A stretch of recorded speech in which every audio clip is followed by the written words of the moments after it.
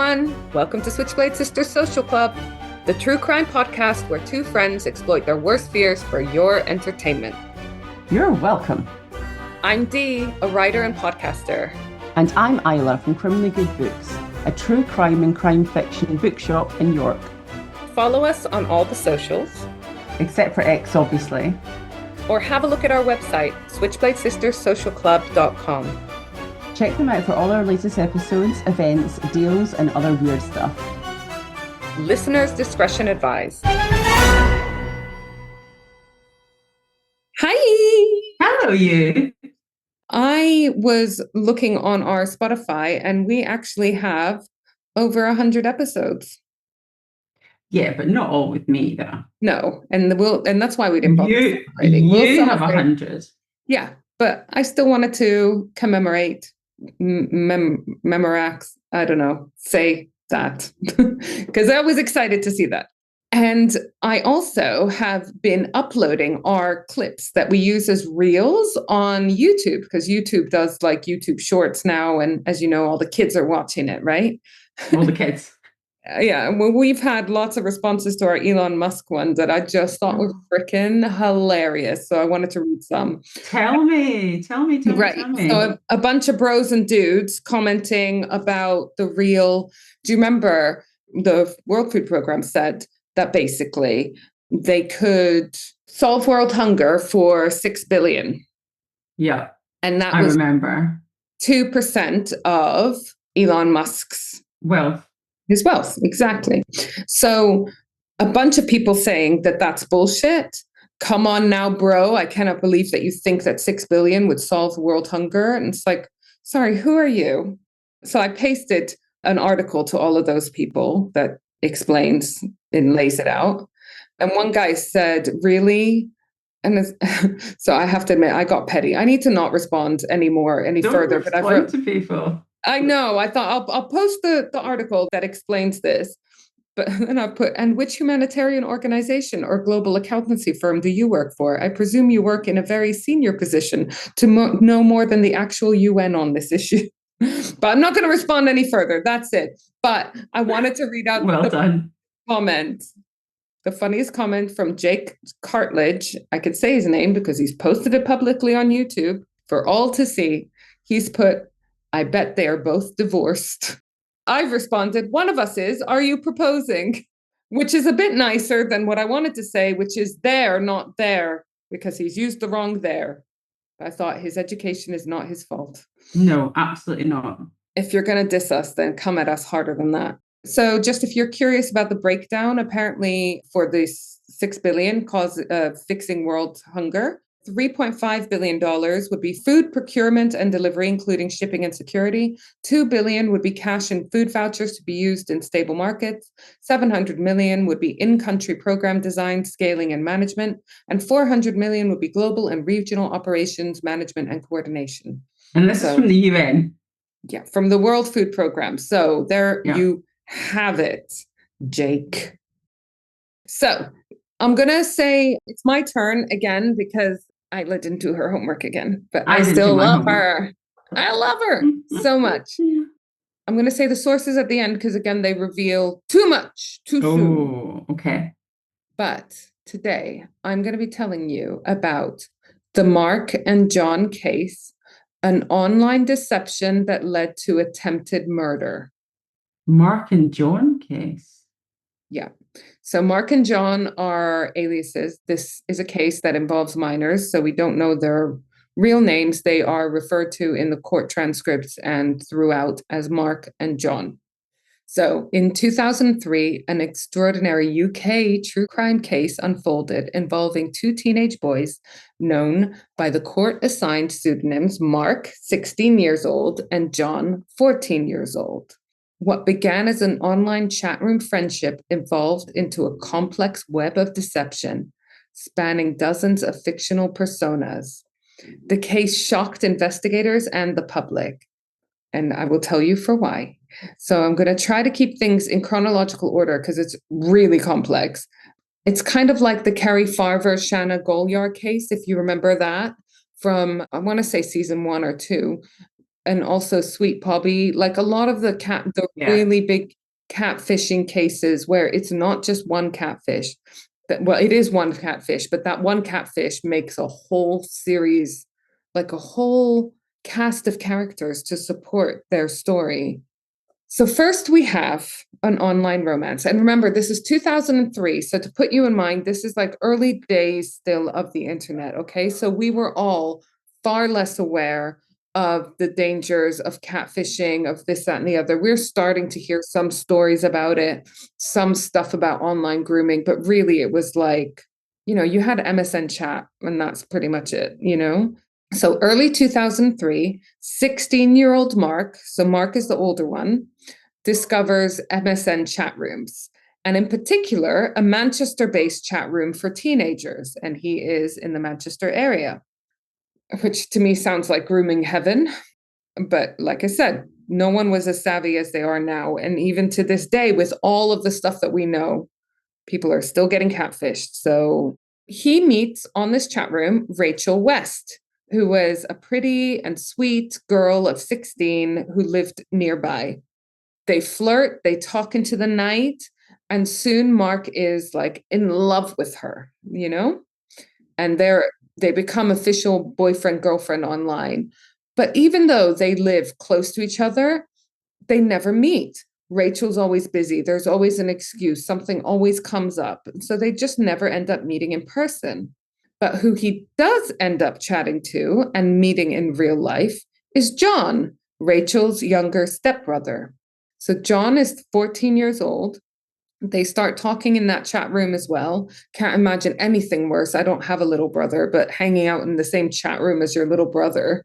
But, anyways, so the two boys, John and Mark, they start talking online. They're both into like online games and this, that, and the other. So they play online games together and they actually meet in real life and become friends in real life.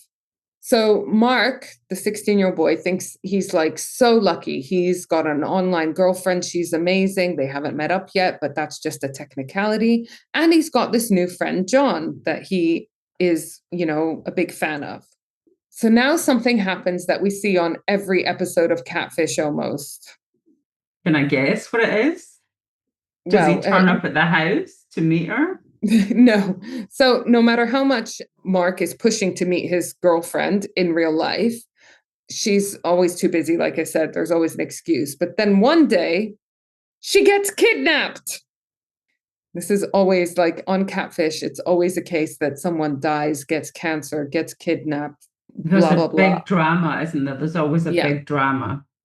And there's this guy called Kevin who is also in the chat room, the teen chat room or whatever.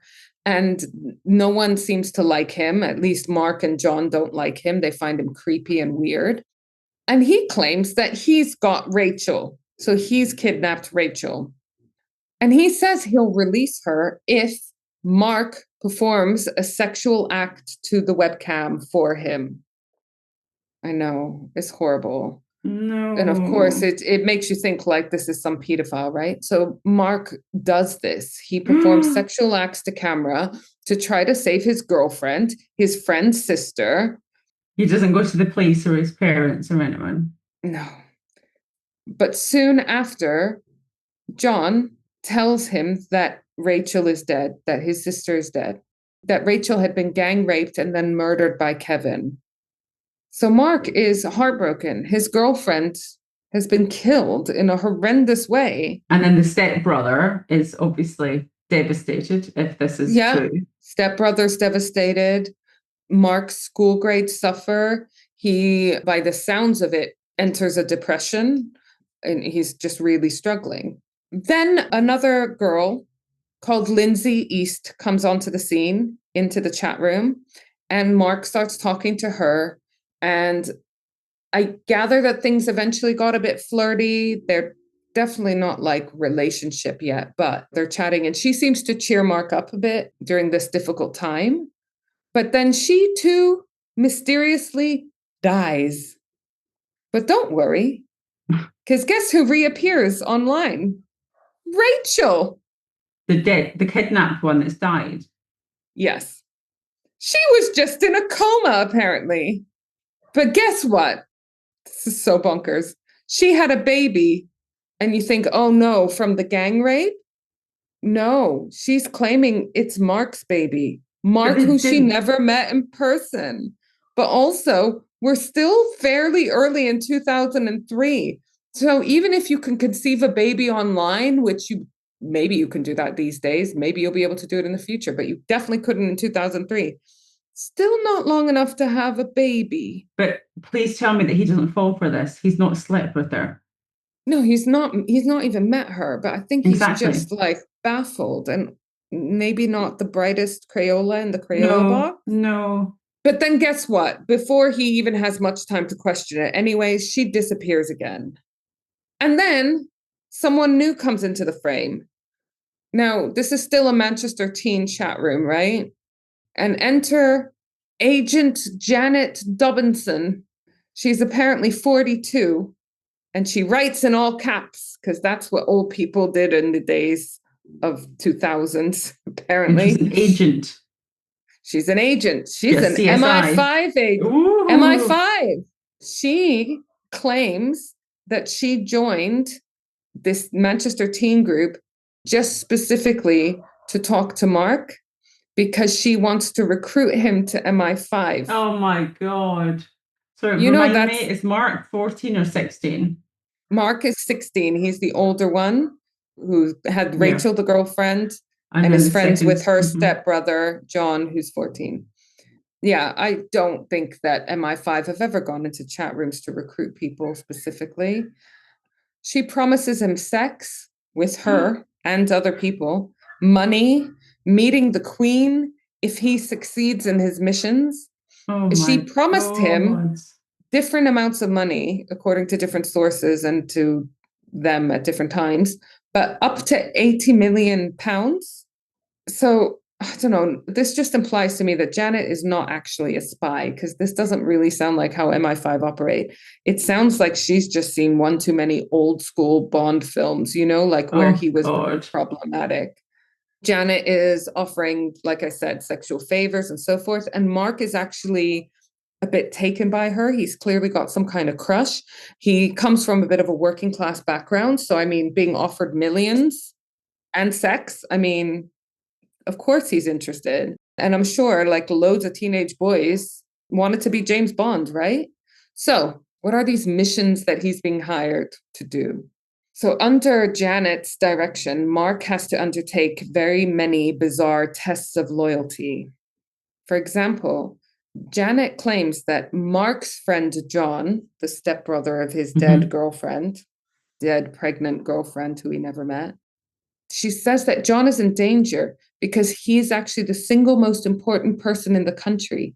He holds the secret code to a safe at the bottom of the ocean. I mean, what the fuck, right? So Please the tell me that first, this kid is not falling for this.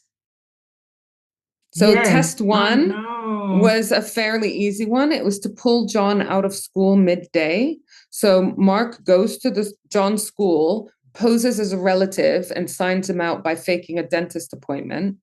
In another test, Janet ordered Mark to perform sexual favors on John to prove his commitment, but then also to make John appear gay for some convoluted reason. Like none of it was making sense. And I think that poor Mark was just too confused and he thought, none of this makes sense to me, but I want the 80 million pounds. I want 80 million and I want to be a spy. And maybe I'm just not understanding it because it's too adult for me, but I'm just going to do it. So Mark actually carries out, he performs oral sex on John during one of their meetups as instructed. I mean, and what is John saying? well, John accepts it. But then by June 2003, so remember, Mark's only started talking in these chat rooms early 2003. By June, the 6th month of the year, Janet claims that John has a terminal brain tumor, so he's basically going to die. And so she reveals the final mission to Mark. Mark has to kill John. She says it's a mercy killing because he's dying anyways, and he's very important to them, and they want him not to have a painful death, and that this will be a test of Mark's loyalty and devotion to Queen and country. Sorry, can you just back up a second? So we have the 16-year-old who has been told that he's got a girl pregnant, even though he's never met her. And that is Mark. Yeah, Mark, the 16-year-old, and he's being told to kill John, the 14-year-old, because John has this code that's super important for national security, but he's also got a brain tumor. So it's very important that Mark kills John. So Sunday, the 29th of June, 2003. So this is, again, the same year that he even made friends with all these people, you know, it's all happened very quickly. So Mark basically, under Janet's instructions, starts prepping for this day. He's been told to take John to a quiet area near the Trafford Centre, which sounds impossible to me because I've seen the Trafford Centre. It's the centre of Manchester. I've been there. It is not quiet. I know. So she told him to also avoid CCTV cameras. I'm sure there was less of them in 2003, but again, how? Janet gave him an abort code, 6969. It's like, seriously, 6969 is the abort code. Like, it just sounds Maybe wrong. she just didn't think he could remember a big number. Yeah. What number will a teenage boy remember? So Mark was conflicted about all this, at least. Oh, no shit.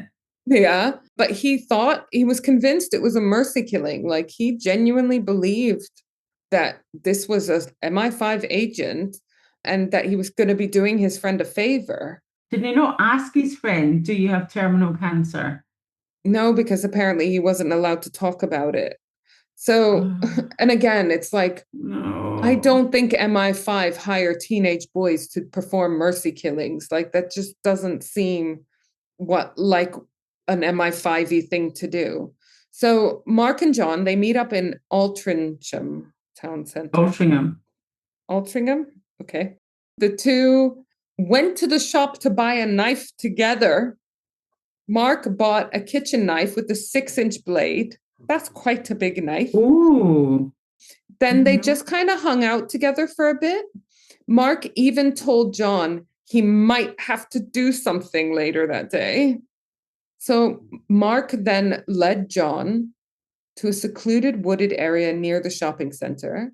For over an hour, Mark and John stood face to face, with Mark raising the knife to John's stomach and then faltering. Mark was crying and shaking and hugging John, saying, "You have to let me do this."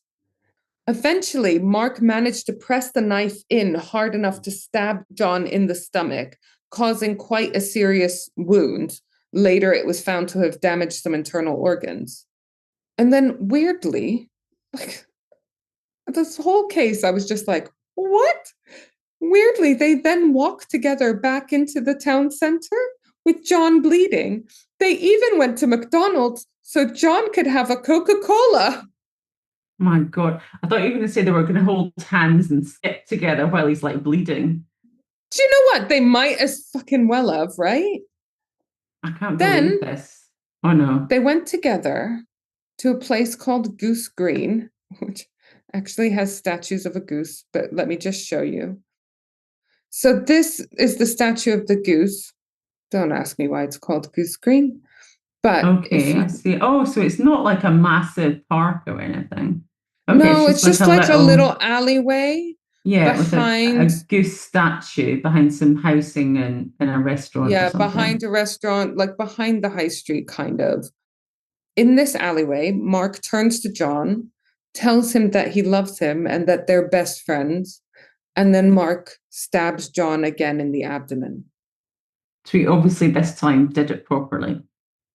John finally has some kind of reaction, though. He's not killed him. So John is screaming in pain and begging Mark to stop stabbing him. But Mark stabs John again in the chest, and John finally collapses. Mark drops the knife and panics as his friend lays in front of him, dying. And he's just bleeding and moaning, but he's not actually dying. So Mark eventually freaks out to the point where he decides to call an ambulance. But it's a good 20 minutes after he first stabbed him. Does John not say, Mark, why are you doing this? I mean, I guess so. But, he's in shock and he's dying. So then paramedics arrive at around 8 and John is rushed to the hospital. His liver and his kidney have been stabbed. And so he's bleeding internally. So they have to take him right away for emergency surgery, including removing his gallbladder. So it's quite serious, for a 14-year-old boy. Meanwhile, obviously, the police are questioning Mark, and he tells them the story that both he and John agreed on. They agreed to say the following story. A hooded man came up to them while they were in the alley, attacked John out of nowhere, and then ran away. Now, the police initially believed Mark because why would he not? Yeah, They're friends and they're teenagers and they're not known to the police. They don't have records or anything. So it's not like they are involved in any gangs or have any yeah. violent. Do you know what I mean? There's nothing to indicate that Mark would stab John. They cordoned off the alleyway, the police, and they were asking local residents if they'd seen anything. And the local news even announced that there's a knifeman on the loose and be careful and don't approach and this, that, and the other. John survives the surgery. Good. So we actually don't have a death in this episode, but we do have a lot of weird shit. I think you can agree, right? And he regains consciousness and is able to be questioned a day or two later. But does he say the same story as Mark about this hooded attacker? No, not now. He says instantly it's Mark that stabbed him. The mugger knifeman theory was out the window quite quickly because by that point, police had already looked at CCTV footage and they could see no one else going into the alleyway or coming out. So they knew that something else had gone on and they were suspicious of Mark at this point. So very quickly, Mark starts confessing once he realizes the police are looking at him. He tells the police everything about all the people he's been talking online, about how Janet recruited him into the MI5 Kids Club, is what I'm calling it. It's like a Disney club. How he was told to kill John as a mercy killing because he was ill and he had this super secret intel that would, in theory, risk the whole nation's security. And the police were baffled because Mark was not the type of boy, like I said, to go stabbing people. So they believed him when he was telling the story. But obviously they also knew that he had stabbed his friend. So they didn't actually think he was a spy. They just thought, fuck, there must be someone else involved pulling the strings. Like, is there a third party involved who've properly manipulated this child into doing this awful thing?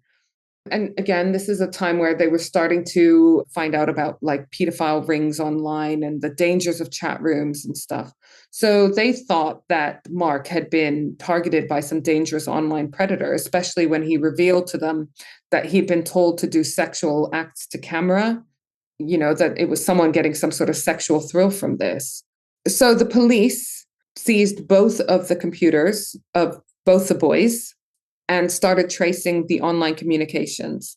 They had to look through something like 58,000 lines of chat over 6 months, which they said in a way that sounds like a lot. I have no way of comprehending what 68,000 lines of chat is, but one of the computer forensic analysts, that's it. Her name was Sally Hogg, and she's sort of my case crush.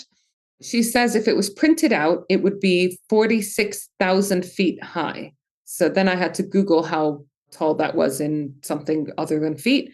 It would be nearly 9 miles high. And again, I don't know if the papers are laid out like this or like this, but either way, that's a lot, right? So loads and loads. Can you imagine how active these chat rooms must have been? So they're having to go through, read all of this chat, private chats as well. Presumably they're doing things like looking at IP addresses and this, that, and the other, and email addresses. So finally, they're piecing together, the police, they're piecing together the timeline, the different personas, the different characters, all the screen names, all the chat rooms, all the private chats. How many people must they have working on this? They had a team of analysts, computer forensic team. The first breakthrough that Sally Hogg and her team had was that they noticed that even though there were all these different characters and personas, a lot of them had different speech patterns. Like I told you, Janet spoke in capital letters and so forth, but there were recurrent typos. I love this stuff. I love it when Right? it's like something, yeah, exactly. Or like a form of like a phrase or a form of wording. Exactly. But the typo, the first one that drew their attention was five of the people spelled maybe Mybye. This is like not even a different word. It's like my by. Anyways, five Yeah, different my personas by. spelled it like that, which is very bizarre. I don't think that was ever like a cutesy way of spelling maybe, you know, how you sometimes have that in internet speak. So Sally Hogg and her team decided that this was all the work of one person. All of these different personas involved, which I think we have come to that conclusion already as well. But who do you think is behind all these characters? Right. Okay. So I have a couple of theories. One theory is that John was doing it for attention and he wanted attention and wanted the sexual acts and wanted all of that and then wanted the attention from the police. And he wanted maybe, I don't know, Mark to get into trouble and be arrested. Then the other one I was thinking was, could it be Mark just saying that all of this had happened? Okay, two very good theories. Okay. So, looking at login times, computer activity, this, that, and the other, they found out that the only person it could be was the one person that Mark knew in real life, John. Oh, God. So, why would John create this whole narrative and then use it to get Mark to kill him? So, when John had recovered enough to be properly questioned, the police went to him and laid forth that they thought it was him who masterminded and orchestrated all of this, including his own attack. Mark was already facing charges. He'd confessed to stabbing his friend, so he was getting done for that. But how do you even, the thing is, like, one of them is inciting the violence against themselves, and then so they're complicit and they're doing that and they're egging the other person on, but then the other person's committed the act. So, Mm-hmm. like, what's the most serious offense here? Well, this is the first legal incident, the legal precedent of someone inciting murder of themselves. Oh, God. Like I said, Mark was already facing charges, and I'll go through the different charges, what they decided, because this had never happened before. The police were like, "What the fuck do we even charge this other guy with?" But they now look at John to see if he's guilty of anything chargeable, because he's no longer just the victim; he's also an instigator. John very quickly broke down in tears and confessed. But why did he do this? And it's really quite sad. And we'll have a chat about this, the sentencing after, to see whether we think it's warranted. But basically, John was depressed and suicidal. And this was all a means for attention. And then eventually a way of killing himself, but without getting his hands dirty. Maybe he wasn't sure he could do it himself. Psychiatrists corroborated that he was depressed, but also that he had emerging personality disorders and OCD. So he was a troubled child and was not getting assistance for these mental health issues at the time. So, like I said, this is an unprecedented case of someone inciting their own murder. No one had ever been charged with this before. And not only that, but this guy was 14 years old. And it involved the internet, which again was all very new prosecuting stuff that happened online. So the police eventually decide to charge John with incitement to murder and perverting the course of justice for the initial cover-up, the initial lies. Mark got charged with attempted murder because he did try to kill his friend. But to go back to the actual language that the person was using about, you know, the girlfriend being pregnant and all that, it was immature language. So it was like, and it was scatty and it was childlike, you know, like, oh, you've got someone pregnant and then they've died and then there's this and then. But it was aimed at another child. Yeah. Do you know what I mean? Yeah. So like if it was an adult, you'd be like, yeah, you would be able to be like, how the fuck did you? If it was an adult in this day and age, you'd be like, no way would you would just know. We know enough about this kind of activity to not fall for it. And people still do fall for it. Great book, sold through your shop by Becky Holmes. Keanu Reeves is in love with me, I think it's called. Yeah. Keanu Reeves is not in love with you. Yeah, there you go. About relationship scammers online. Yeah. They know what they're doing. It's their job. They're good at it. They know who to Yeah. target and they know how to do it. And again, early days, and these are actual children. So the case went to court in May 2004, and it was in the headlines a lot because it was the first time a victim was charged with inciting their own murder. Sorry, I shouldn't laugh, but it's just so bizarre. John pleaded guilty to both counts of incitement to murder and perverting the course of justice, and Mark pleaded guilty to attempted murder. So it was quick, the trial, because it was more a sentencing, a hearing and a sentencing. The sentencing judge, Judge David Madison, was astonished by the case, as was everyone, saying that skilled writers of fiction would struggle to conjure up a plot such as which arises here. I agree. It's bananas.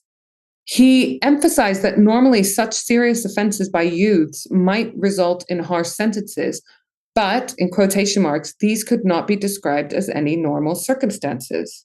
By this point, John was 15 and Mark was 17. Neither had prior records. And this was, again, a bizarre case that no one knew what to do with. No one could look at past cases to assess how to handle it. So the judge decided to give rehabilitative, non-custodial sentences, even though Mark was pleading guilty to attempted murder. This is why I want us to discuss the sentencing. John got a 3-year supervision order with counseling, and he was banned from using the internet without adult supervision during this time and banned from contacting Mark. The court also treated John as a juvenile that needed guidance rather than punishment, consistent with the view that he was a victim perpetrator driven by suicidal despair. He was young, he was 14. So basically, they're saying, we don't want to put him in the prison system. Yeah, because he's going to be more fucked up with that, Dee. Can you imagine? Yeah. We want to make him get better and become a functioning adult. Mark, who's 2 years older, 17 at this time, got a 2-year supervision order, so less than John. No contact with John, and same conditions, not allowed to go on the internet during this time. I mean, I doubt they wanted to contact each other. I doubt Mark wanted to contact John. Mark's sentence, though for attempted murder, was mitigated by the extraordinary level of manipulation he had been subjected to. The justice system recognized that Mark's actions were not from inherent criminality.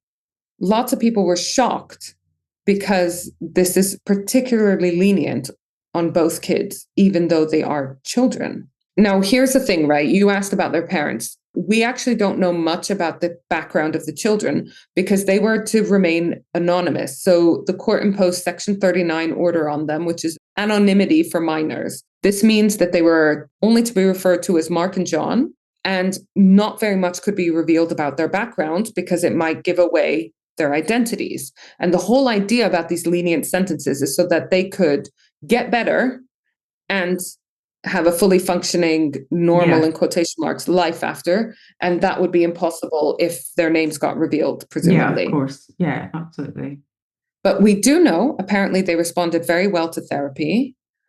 And maybe this is one of the times where a lenient sentence was a good idea. So not to fuck up their lives further, rather than sending them to criminal training camp, juvenile detention, and networking opportunity, the prison system, right? But it did remind me of the case. And this is what why I'm torn, right? And again, it's not my place to decide on sentencing or even really to judge on that because I don't know But we're enough all about judgy. We'll let judge anyway, regardless. But do you remember the horrible case from 2015, Brock Turner? He was the US student who raped an unconscious girl. Oh, yeah. Yeah, I do. And it got stopped by 2 other amazing guys. They saw what was happening. They stopped it, whatever. He also got a lenient sentence. He got 6 months and was let out after serving 3 months, even though he was convicted of 3 felony sexual assault charges. But the judge said this was a guy with no prior convictions, and he was a good swimmer on the swim team, and he didn't want his whole life to be ruined.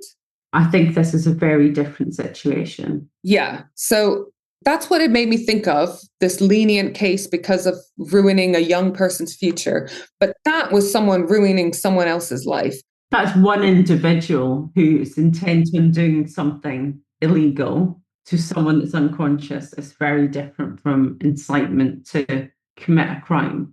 Whereas this was a depressed, very young boy and another boy who got totally manipulated and his head Yeah. fucked with. And it didn't involve anyone else apart from those two. Yeah, yeah. And you could see very clearly that this was not their normal behavior. Anyway, so yeah, but it just made me think of that. Although I don't know, I'm okay with these lenient sentences. I'm okay in this case. Obviously, it's awful. But when you said that, is it Mark stood for over an hour just staring at John, not able to plunge the knife into him, and John, well, we now know why John was just standing there. He wanted it to happen. And obviously Mark was upset and didn't want to do it. And then they went to McDonald's and then they and then They didn't know what the fuck they were doing, either of them, did they? and the thing is, even if, let's say, John wasn't gay, he might have been confused, he might have wanted to feel something, he was depressed. We don't know what his background was, like we don't know much about the parents, but he was obviously depressed. And you're 14 and you don't know what life's about then, and you've got the opportunity to you really get on with this other guy. I mean, I know it's not the right thing to do, but he's so confused and he's a young guy who's depressed with mental health issues. I don't know, do you say borderline personality or like personality? The emerging personality disorders, clearly questioning his sexuality, which is very normal at that age. Absolutely. All of this sort of stuff. Yeah, I know. And then the other guy, and again, where's his parents, but to be completely, manipulate, like to be taken in by this like younger boy, but also the fact that he wanted to save the fictional girlfriend from death. He wanted to do that. He did probably what was an uncomfortable on camera sex act. He did all of that in the hope of making someone's life better. And then he didn't want to stab his friend. He's not, that 16-year-old boy is not reading the papers and learning about the new developments in internet safety and this, that, and the other. And you know what I mean? So he's not knowing about this. So anyways, that is the tale of Mark and John, the near murder that was in fact a form of attempted suicide, where it seems that both teens were simultaneously perpetrators and victims of each other. It highlighted the dangers online, and even today, when everyone knows about catfish, there's people falling for these scams constantly. Yeah. And this was one of the cases that made MSN shut down because they realized that they could not protect the safety of their users, especially their young users. I mean, little did they know that chat rooms would pop up like in a million places online, and pedophiles and whatnot, catfish don't need MSN, they have other places now. But I just thought that was just the most bonkers story. But this is a story that we've now heard about. There must be other ones out there of catfishy type, like of course, there's loads. Like young kids doing catfishy type stuff to each other who are quite innocent, who are exploring their feelings, who pretend to be someone they're not, and it might go too far, and therefore they have to fake their own death or do something. And it's just really sad. It's so sad. I can't. Well, I have to admit, I was roughly their age when I first got on chat rooms, and me and my friends would sit around and make up all kinds of shit in the chat rooms. We'd be like, yeah, we're going to this concert, or yeah, I'm a actress or whatever, I'm studying drama or whatever. But we never really talked to anyone more than once. This was in general chat rooms or whatever, but I could see the appeal. I don't know, back in the day where you didn't realize, we just didn't understand the implications. We were young and it was early days of the internet. But like I said, we never really talked to people often enough to be leading on any one specific person, and definitely didn't incite them to murder anyone or ourselves. I never went into any of those chat rooms. Is there anything similar now that's like that MSN one for that children, young people can access? There's loads of forums and loads of different online chat rooms and all sorts. Yeah, they're everywhere. So, but back in the day, it was MSN, and it had loads of different chat rooms based on different interests or general ones or location based or. Do we know age-based, whatever. anything about the boys now? Just that they responded well to the therapy or whatever. They didn't go to prison, like, because they were obviously, if they had broken anything or any of their conditions or done anything bad, they would have gone back. So let's hope they're recovered. Okay. Yeah. So It's I'm going to sad. tell you some of my sources. I didn't want to tell you at the beginning. Helen Carter, bizarre tale of boy who used internet to plot his own murder, from The Guardian, 29th of May, 2004. Okay, that would have given it away. Manchester Crown Court proceedings.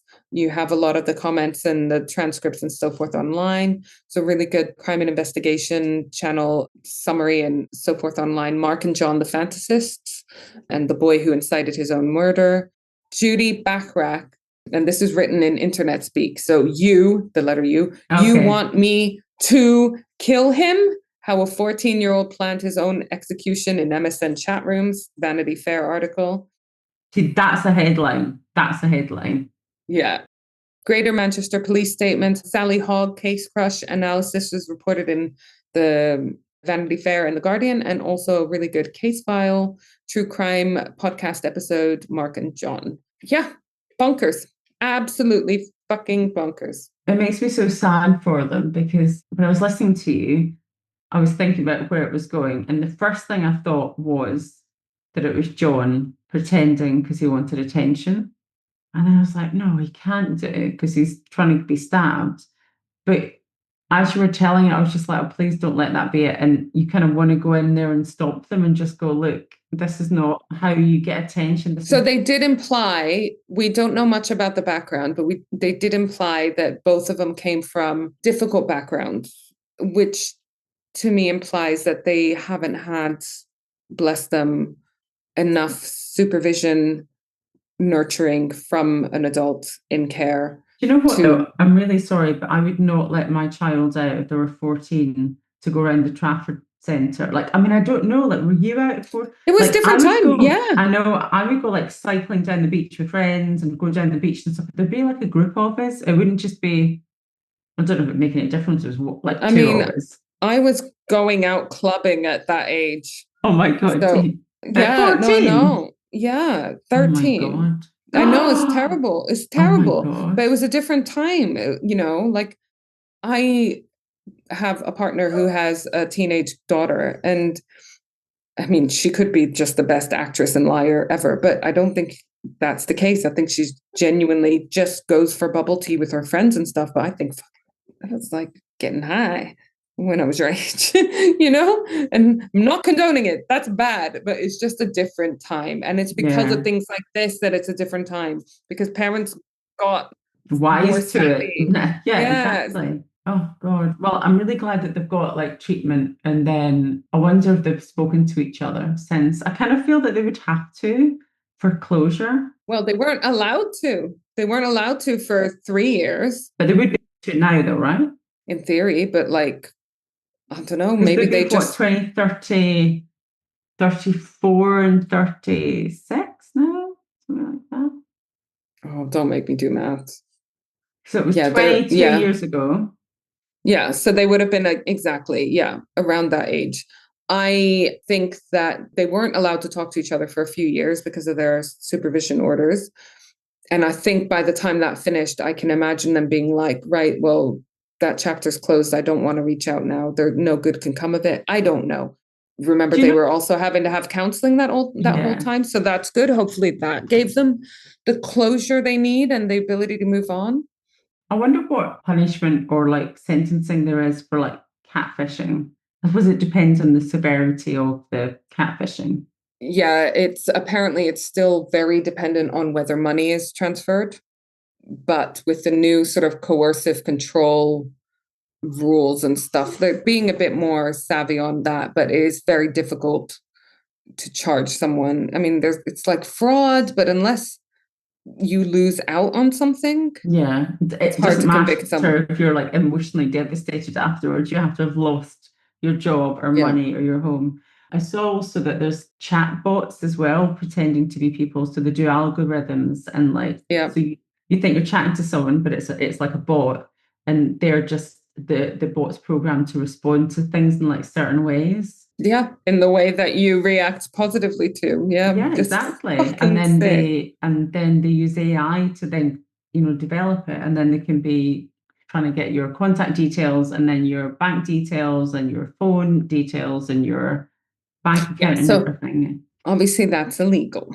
Yeah, so that's illegal, obviously, but then a lot of people fall for it. I mean, they only need one person to fall for Yeah, it, don't they? exactly, they cast the net wide, to use more fishing analogies, and Mm. if they get one or two out of every couple of thousand, then they're in profit, you know? I need an inquisition. Yes, please. Who have we got? Well, this one's not been submitted through the website. It's one I took in person because, as you know, I went up to Scotland. I went to Beyond Borders Festival Yeah, because with one of the charities I work for, Britain Palestine Project, we had a bunch of events it there. We looks had so lots. good. Yeah, I brought my dad up and he did a panel and we recorded a bunch of podcasts. So go check out the website to see all of that stuff. But I saw our dear friend, Nicola Sturgeon. And I Oh, say our dear friend because she we comes, met her she's, once. No, we met her twice. yeah, Three we times met her now, at least maybe. twice now at Harrogate Crime Writing Festival because she is weirdly, not that weirdly, I guess, but she's very good friends with Val McDermott. And so she comes to Harrogate quite a lot. And she did a panel this year, didn't she? And I spoke to her a lot at Harrogate last time. I say a lot. I spoke to her for like 3 minutes. And I told her I'm going to Beyond Borders. I wonder if you're coming, blah, blah, blah. And so she kind of half recognized me when I said hi at Borders and Beyond Borders. And then I said, last time you saw me, I was wearing a crime scene dress. And With then a she was like, Palestinian like watermelon yeah, handbag. watermelon. I should have brought that again. I didn't. Anyways, she got a tattoo. So I took a picture of it for the Inquisition and I Yay! told her What what do it you was say? for. Yeah. So Diana, I love this. Nicholas Sturgeon's tattoo. I know, This on the podcast. Inquisition. So let me share That's it with so you. cool. Oh, look at her little smile. She's so I know cute. that was not a great picture of the actual tattoo. So I took another picture. Oh my God. It's like an infinity sign with an arrow going through it, is the best way I can Yeah. describe it. And it was funny because I can't remember who, but someone who obviously knows me well came up to me at the festival and said, Nicola Sturgeon's got her first tattoo. Are you responsible for that? As you very well know, I'm responsible for a lot For of my people's first tattoo, tattoos. yeah. It almost looks like a felt tip pen, A fountain pen nib, yeah. like a nib of a pen, because obviously she's a writer as well now. And then it looks like an arrow at the end, but then like the infinity sign. It's very unique. I've not seen anything like that. I really like it actually. It's cute. Did she tell you about it? Well, so I made the mistake of getting so excited about having Nicola Sturgeon as the Inquisition submission that I forgot to ask her about it. So I Googled it and I found in The Scotsman, Ms. Sturgeon describes the design, which she came up with, as being kind of an infinity symbol with an arrow, adding that it stood for strength, resilience, and continuing to move forward even when it feels impossible. I So we think like it looks that. really nice. It does look really nice. And what a good Nicola, thank you sport. for agreeing to my crazy request. Oh, I've lost thank my you. earbud, but we're coming to the end. Oh my God, we're coming to the end of the recording. And that is marked by the fact that I just got handed this. Yay, glass of wine handed by your laptop. That's amazing. I wonder if I can Yeah, reach into I mine have one of now. those. It's a Microsoft Surface Pro. And what it does is at 6:30 p.m., it just pops out of the USB port, this Oh, like hang glass of on. Mine's wine. just done something as well. Paracetamol. Paracetamol. Oh, fun. That'll be for me tomorrow. All right. Well, Nicola, thank you so much. Isla, thank you so much. Thank you so much. That was really sad, but very interesting. Very interesting. Bizarre. That was a case that ever since I learned about it, I've been thinking about it a lot, like this. Yeah. All right. Well, I love you. Love you. Love you, sexy listeners. And there's so many of them coming into the shop, Dee. I want you to come and work in the shop with me soon so that you can just meet them. And Jake Cartledge, love you too. Sending you love and forgiveness and happiness and success. Absolutely. And if you want us to find someone to date you, Jake, let us know. We'll find him for you. Love you. Bye. Bye. Bye. Bye. Bye. Like this episode? Want more? Come visit me, Isla, at Criminally Good Books in the heart of York. We're an independent bookshop dedicated entirely to crime. From cosy mysteries to gritty thrillers, historical whodunits to juicy true crime. We've got signed editions, special gifts, and plenty of recommendations for your next obsession. We also host a bunch of awesome author events. Can't make it in person? Visit us online at criminallygoodbooks.co.uk.